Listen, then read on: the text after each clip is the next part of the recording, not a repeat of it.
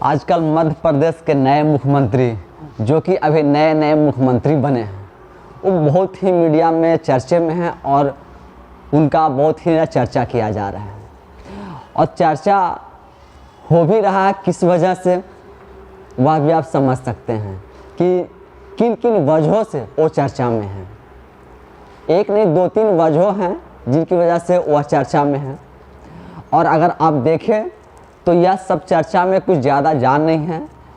एक तरह से कहें कि यह सब पब्लिसिटी स्टंट है, सिर्फ अपना एक फेस चमकाने का, काम के नाम पर कुछ है नहीं, सिर्फ और सिर्फ बयानबाजी कहने से या एक पॉलिश लगाना, कुछ इस तरीके से यह सब कार्य हैं। अगर आप देख रहे होंगे तो जो मीडिया में खबरें चल रही हैं और जो लिखा जा रहा है, तो लिखा यह जा रहा है कि मध्य प्रदेश के नए मुख्यमंत्री मोहन यादव ही पूर्व मुख्यमंत्री शिवराज सिंह चौहान और उत्तर प्रदेश के मुख्यमंत्री योगी आदित्यनाथ के राह पर चल रहे हैं, उनके कर कदमों पर ये भी चल रहे हैं। अब उनके राह पर चलने का कारण और जो एग्जाम्पल या जो कार्य बताया जा रहा है वह यह है कि बुलडोज़र की कार्रवाई। क्योंकि उत्तर प्रदेश में सबसे ज़्यादा फेमस है, या कहें कि हमारे देश में सबसे ज़्यादा फेमस है योगी आदित्यनाथ जी, यानी उत्तर प्रदेश के मुख्यमंत्री, जो कि बुलडोज़र कार्रवाई के लिए न देश में बल्कि विदेशों में भी वो फेमस हैं। तो कुछ उनका ही आप नकल कर रहे हैं या कॉपी कर रहे हैं या उनकी तरह यह भी करके कुछ पब्लिसिटी स्टंट हासिल करना चाहते हैं। पर क्या यह ऐसा करके योगी आदित्यनाथ जैसा अपना फेस वैल्यू बना पाएंगे, यह भी एक सोचनीय है। लेकिन खैर इन सब बातों पर हम नहीं जाते हैं। मोहन यादव जी जो मध्य प्रदेश के मुख्यमंत्री हैं वह फेमस अभी हैं उज्जैन में, जो ओपन में यानी खुले में जो मांस की दुकानें चल रही थी उन पर कार्रवाई किया गया है उज्जैन के नगर निगम द्वारा। मतलब वहाँ की जो लोकल जो नगर निगम है उसके द्वारा कार्रवाई की गई है। यह कार्रवाई उन दुकानों पर की गई है जो खुले में मांस बेच रहे थे और उन्हें अवैध तरीके से बताया जा रहा है कि वह अवैध सभी मांस की दुकानें हैं और वह अवैध उज्जैन में बेच रहे हैं।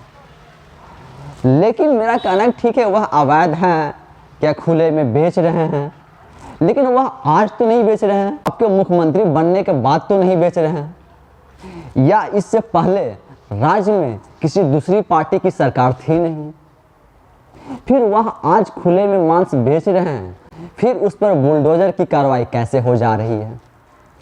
जो कि पिछले अगर 18 साल से देखें, पिछले 3-4 कार्यकाल से देखें तो वहाँ बीजेपी की ही सरकार है और बीजेपी के ही शिवराज सिंह चौहान वहाँ के मुख्यमंत्री थे। आज भले ही वह मुख्यमंत्री नहीं है पर वहाँ के विधानसभा का सदस्य और विधायक वह आज भी हैं। लेकिन जब वह दुकानें शिवराज सिंह चौहान के कार्यकाल में चल रहे थे तब वह दुकानें अवैध नहीं थी, फिर आज वह अवैध कैसे हो गई। और अगर अवैध थी तो वह कल भी अवैध थी और आज भी अवैध है, और अगर कल भी वह खुले में बिक रहा था तो आज भी वह खुले में ही बिक रही थी। तो वह दुकानें कल क्यों नहीं बंद करवाई गई थी? आखिर पिछले इतने वर्षों में वह दुकानें कैसे चलती रहीं, उन पर कार्रवाई क्यों नहीं किया गया? और जिस उज्जैन में यह कार्रवाई की गई है वही उज्जैन के दक्षिणी सीट से जो अभी के जो मुख्यमंत्री हैं मोहन यादव, वहाँ से 3 बार विधायक रहे हैं, तीसरी बार। तो अब आप पहला बार क्या विधायक भी बन करके आए हैं नहीं, तीसरी बार वहाँ से विधायक बन के आए हैं। लेकिन उसके बाद जब आप पहले विधायक थे और मंत्री थे तो उस समय यह सब कार्रवाई क्यों नहीं किए, या उसमें आप कार्रवाई नहीं कर सकते थे? ऐसा बात को आप मुख्यमंत्री के सामने रख सकते थे जब आप मंत्री थे, उसमें भी ना कार्रवाई की जाती या यह होता। लेकिन यह सब कार्रवाई सिर्फ आज क्यों किया जा रहा है? क्या यह सब कार्रवाई कर देने से बेरोजगारी खत्म हो जाएगी, या हम कहें कि ये सब कार्रवाई करने से तो जो 2-4 लोग उस दुकान पर बैठ करके अपना रोजी रोटी चला रहे हैं, जिनका घर चल रहा है उस दुकान से, उनका भी रोजी रोटी कल से बंद हो जाएगा। यानी कि अब जो नगर निगम द्वारा बुलडोज़र चला दिया गया है और जो दुकानें अवैध करके उन्हें नोटिस दिया गया या जो भी तरीका से उन्हें के बंद करने के लिए कहा गया। वो सब तो अब जो है कि बेरोजगार हो गए, जो कल तक रोजगार थे आज बेरोजगार हो गए। अब उनके लिए आप क्या रोजगार के का संसाधन देंगे? क्या आपके पास साधन उपलब्ध है कि जिनको आप बेरोजगार कर रहे हैं उनको रोजगार देंगे? अगर आप उन लोगों को रोजगार नहीं दे पा रहे हैं तो कम से कम बेरोजगार भी तो मत कीजिए। आप नए नए मुख्यमंत्री बने हैं, आपको पावर मिला है, पर पावर का इस तरह इस्तेमाल नहीं कीजिए कि सबको बेरोजगार ही कर दीजिए। कि अगर खुले में मांस बेचना अवैध है और वह अवैध तरीके से बेच रहे थे तो उन्हें नोटिस देकर के उन्हें समझाया जाता, उन्हें बताया जाता कि आप इस तरह से नहीं बेच सकते हैं, या आप दुकान का लाइसेंस ले लीजिए, आप ट्रेड लाइसेंस लीजिए।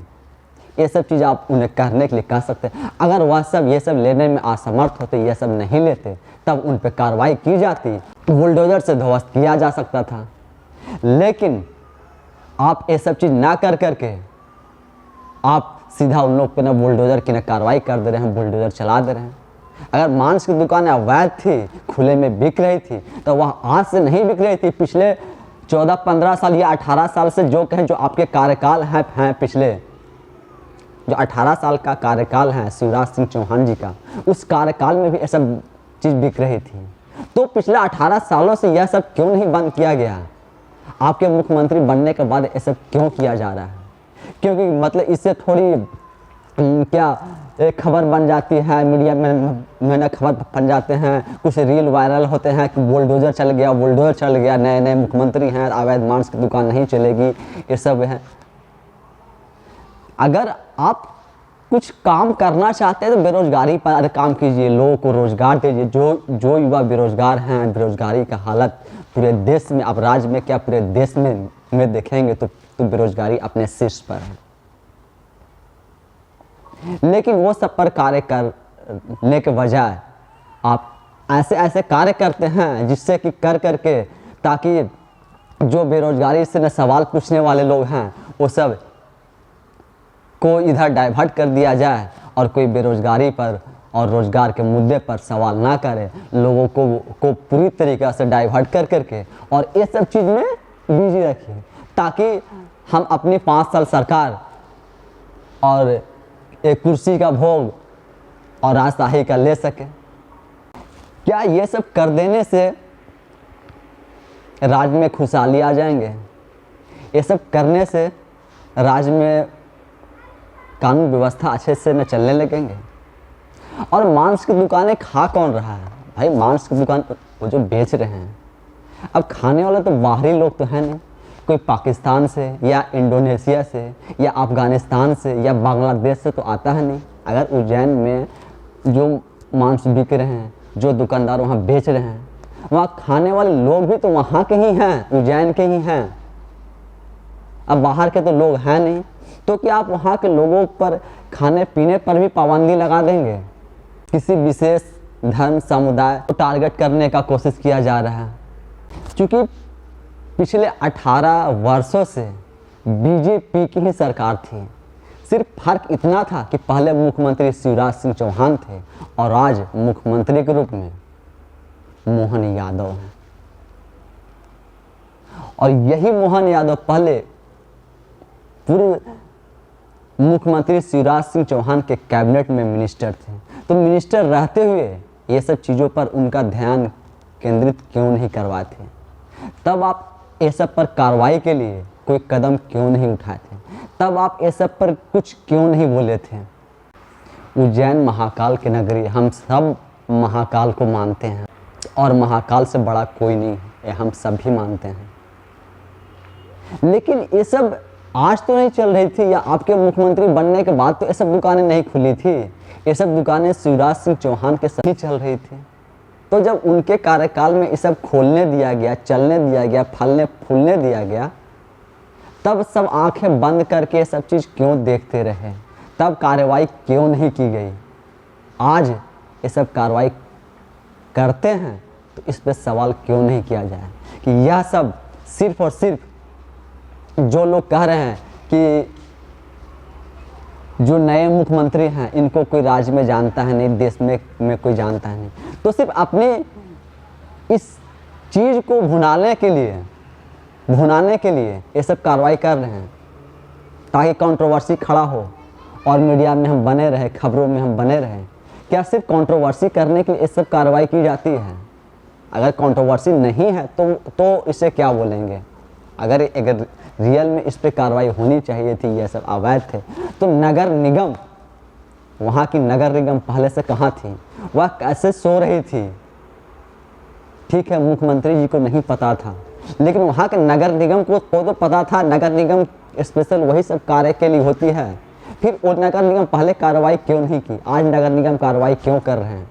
अब राज्य में रोजगार की व्यवस्था नहीं कर पा रहे हैं, बेरोजगारी बढ़ते जा रहा है। वैसे में जो लोग रोजगार हैं, जो लोग कुछ भी कमा खा रहे हैं, उनके पेट पर लात क्यों मारा जा रहा है? क्योंकि उज्जैन और मध्य प्रदेश खबरों में बना हुआ है और मीडिया में चल रहे हैं। तो अब देखना होगा कि आगे सिर्फ बुलडोजर की कार्रवाई होगी, ऐसे सिर्फ मांस की दुकानें ही बंद करवाई जाएगी, या रोजगार के, नौकरी रोजगार के द्वार भी खोले जाएंगे। और जो लोगों को बेरोजगार किया गया है, क्या उनके लिए भी किसी प्रकार का कोई रोजगार सरकार देगी? और राज्य में बिजनेस कैसे आए, रोजगार कैसे हो, वहाँ के युवाओं को रोजगार कैसे मिले, इसके लिए क्या कदम उठाए जाएंगे और क्या क्या कड़े फैसले लिए जाएंगे, यह सब भी देखना होगा। धन्यवाद।